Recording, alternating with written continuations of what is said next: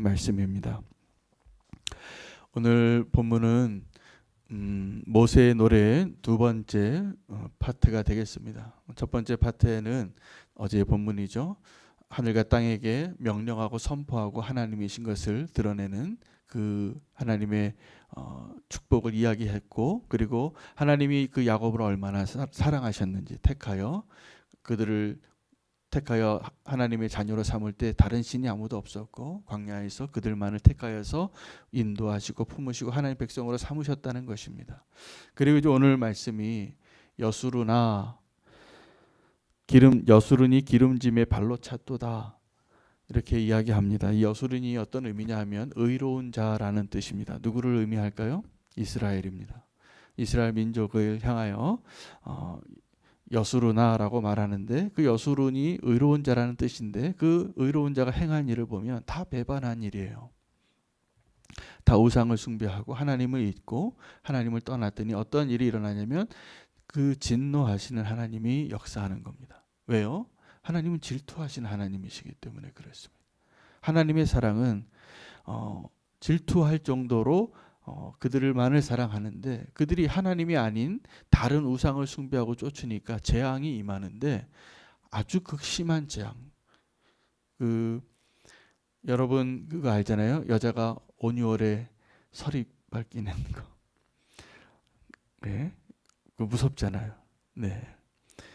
그런데 하나님이 시기하고 하나님이 진노하면 그거 더 무서운 겁니다.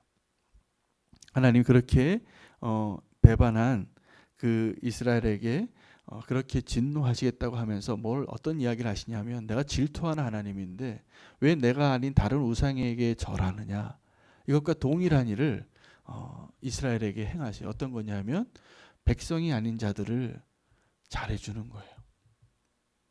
백성이 아닌 자들이 이스라엘과 싸울 때 그들이 이기게 해주는 거예요. 그래서 어떻게 해요? 이스라엘로 시기가 나게 할 정도로. 마치 요즘 막장 드라마를 보면 남편이 바람을 피면 아내도 맞바람을 피더라고요. 하나님이 그렇게 하신 이유는 이 막장 드라마가 아니에요. 하나님의 이 아픔을 우리가 오늘 같이 말씀을 통해서 발견할 수 있게 되기를 축복합니다. 첫 번째는 우리가 하나님을 배반한 걸 잘 모른다는 사실입니다. 여전히 하나님 앞에 나와서 이게 가능한 사람들이 많아요. 하나님께 예배하면서 내가 용납할 수 없는 죄를 같이 짓는 삶을 사는 거예요. 하나님을 예배하면서 죄악된 삶을 같이 사는 것이 어떻게 가능할 수 있을까요?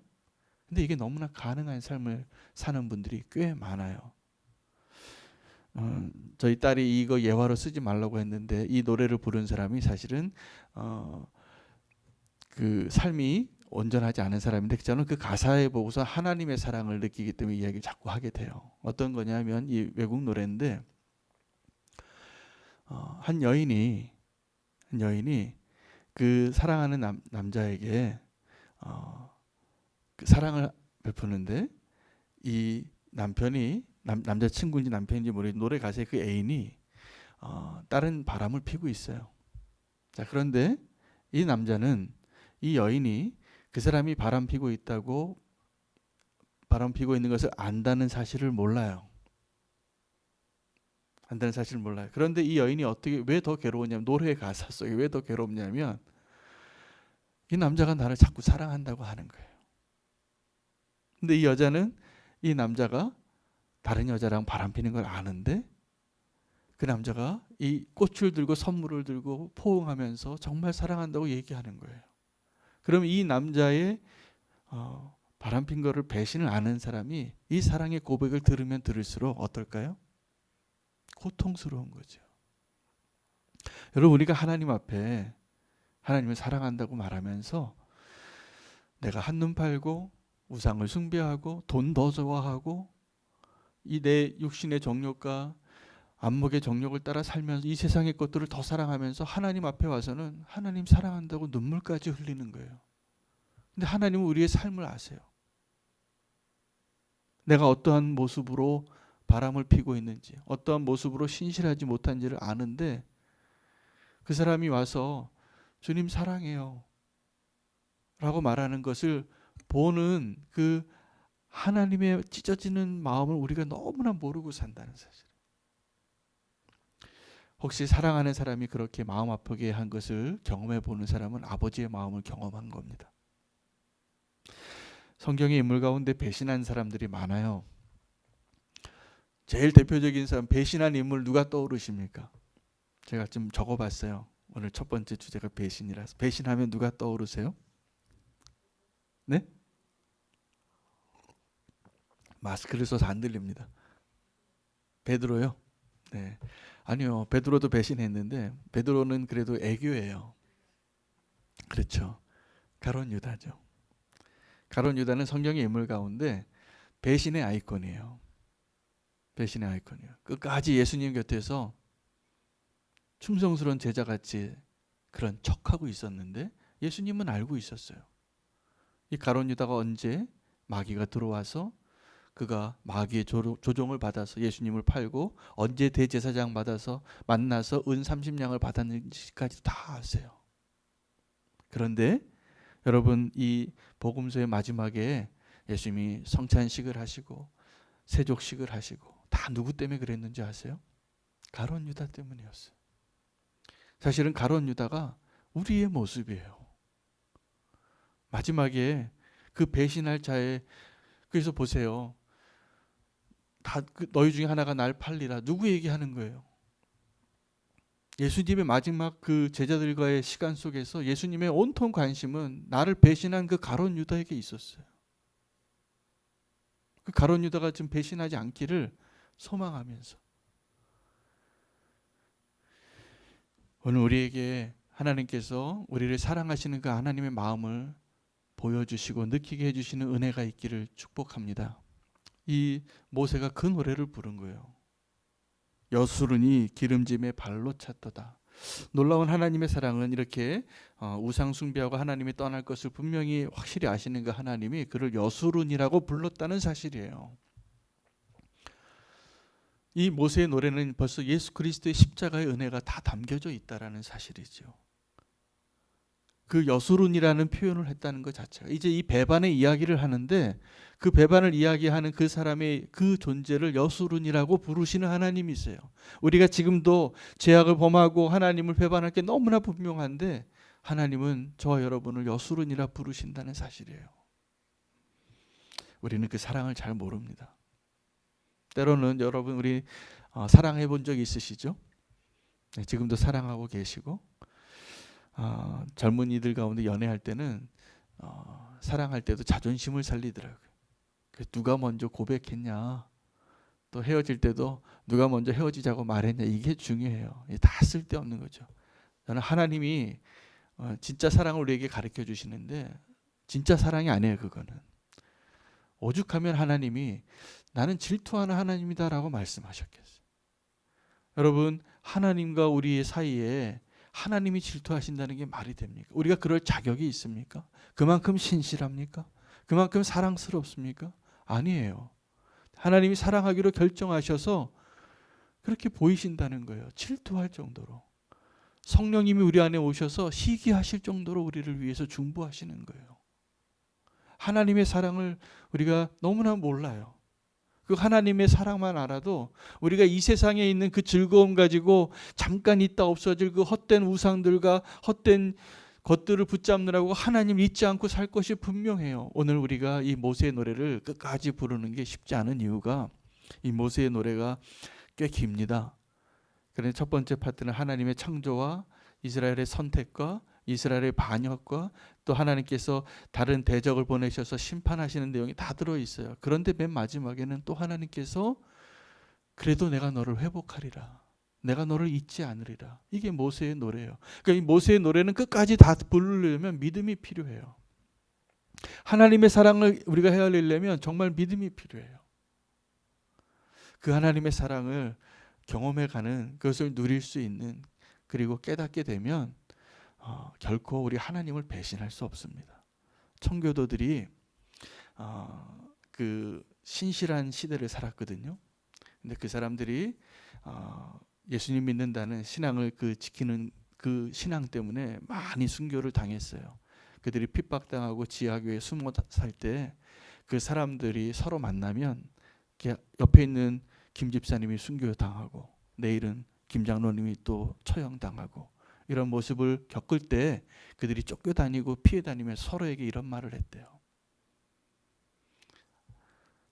서로에게 격려하면서 우리에게 있어서 최고는 아직 오지 않았습니다. 우리에게 최고의 날은 아직 오지 않았습니다. 그러면서 순교당한 거예요. 이게 어떻게 가능하냐면 하나님을 사랑한 거예요.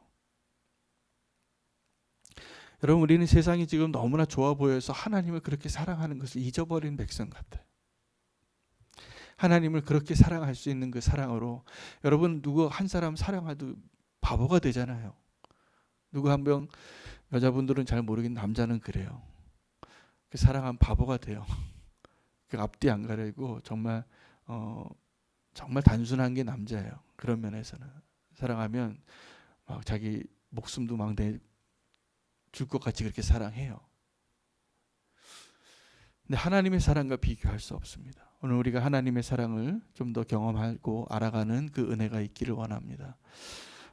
하나님을 버린 여수른이 우리의 모습인 것을 기억하시면 좋겠습니다.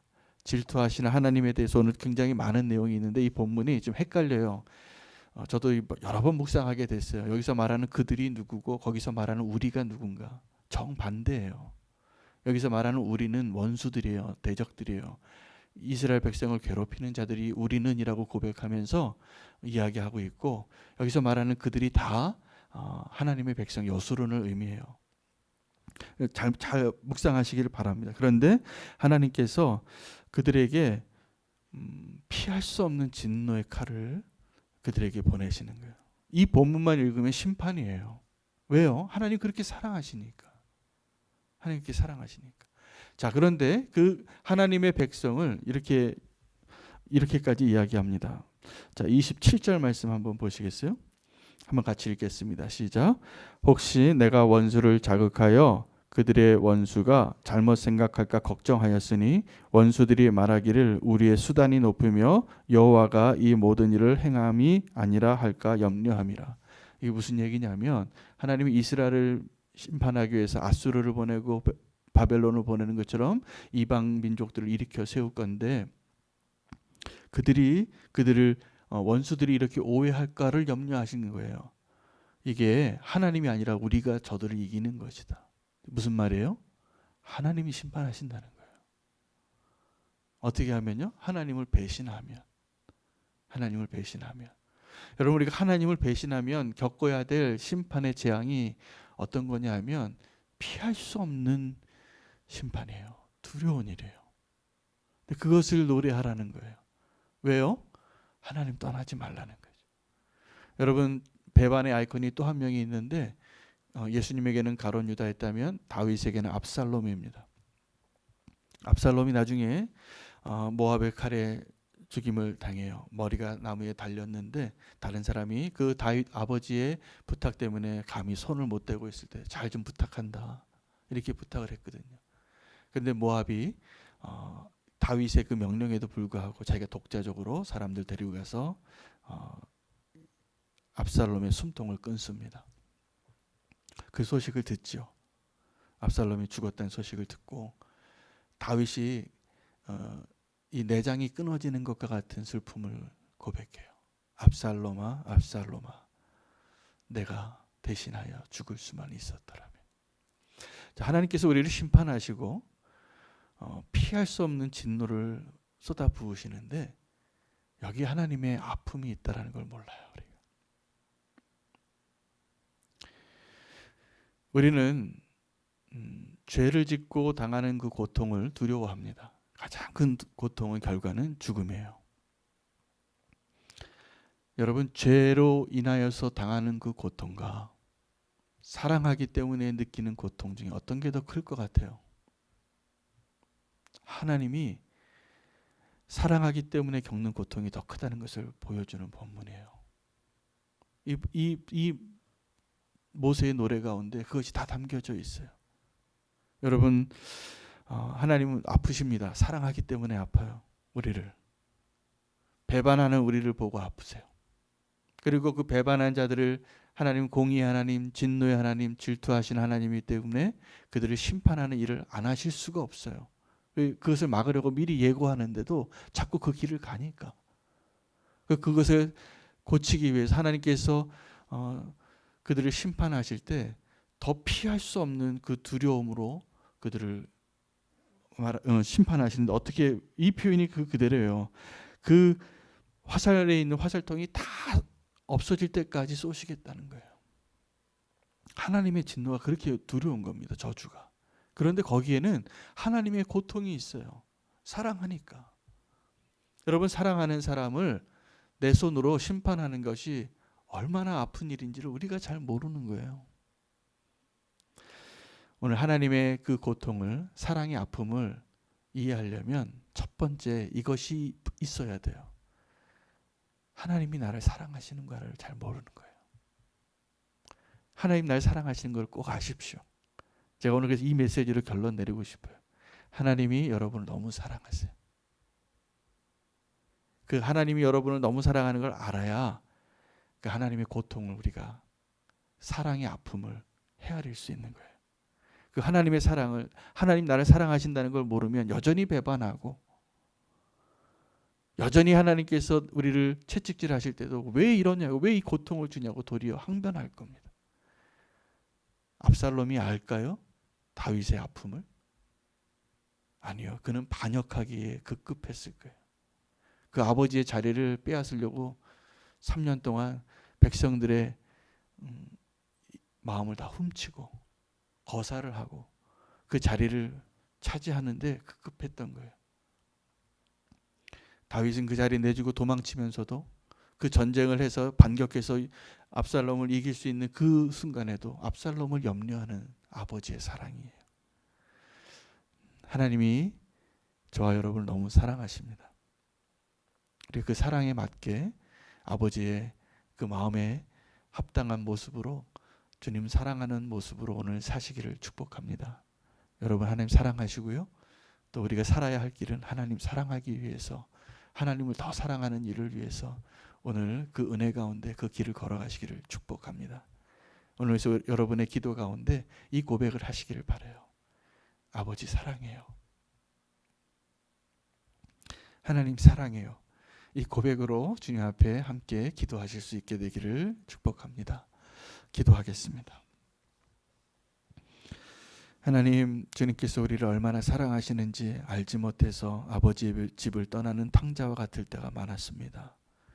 주님의 그 크신 사랑을 다 헤아리지 못하고 세상에서 나의 눈을 만족하는, 내 욕심을, 탐욕을 채우고자 하는, 나의 정욕을 채우고자 하는 곳에 있었음을 회개합니다.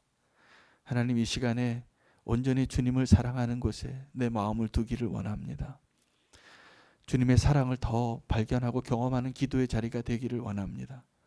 기도 가운데 우리의 고백이 오직 주님을 더 사랑하기를 고백하는 자로 서게 해 주십시오. 주님만을 더 사랑하겠습니다. 주님을 더 사랑합니다. 주님, 내가 주님께 어떤 사랑을 받았는지 알게 해주시고 주님만을 더 사랑하는 자로 오늘 하루 주님과 동행하게 해주시옵소서. 예수 그리스도 이름으로 기도합니다. 아멘. 오늘 이 말씀 붙잡고 기도해 주시고 몇 가지 우리가 특별한 기도 제목 가지고 좀 기도했으면 좋겠습니다. 두 가지 놓고 기도하겠는데, 하나는 중국 베이징을 위해서 기도했으면 좋겠습니다. 새로운 코로나가 발병되고 있다라는 보고가 있는데, 작은 기사가 지금 나오기 시작하는데 6개월 전에 우한에서도 동일했습니다. 근데 지금 그 코로나는 감염력이 10배 이상이 세대입니다. 그리고 지금 북경이 폐쇄된, 실질적으로 폐쇄하고 있다라고 하는 소식이 이 기사 모퉁이에 조그맣게 나오는데, 지금 우리가 좀 기도했으면 좋겠습니다. 하나님이 어쩌면 아직 이 재앙이 끝나지 않은 것 같습니다. 그래서 그 가운데 이 땅을 심판하고 이 재앙을 내리시는 하나님의 마음 안에 우리를 사랑하시는, 우리를 진노하여 심판할 수밖에 없는 하나님 아버지의 사랑을, 그 마음을 우리가 붙잡고 빨리 이 땅을 회복시켜 주시고 우리가 회개하는 마음으로 특별히 중국 베이징에서 새롭게 발병된 코로나가 더 확산되지 않기를 주의 은혜를 구하며 기도하기를 원하고 북한의 도발을 막게 해달라고 기도하겠습니다. 이 한반도에 주님의 손으로 붙잡아 주시고 평화를 주시고 주님 우리를 지켜주시기를, 이 두 가지 기도 제목을 하나님의 사랑의 관점에서 이 땅의 기도의 제목을 주님 앞에 올려드리길 원합니다. 주의 이름 부르고 기도하겠습니다.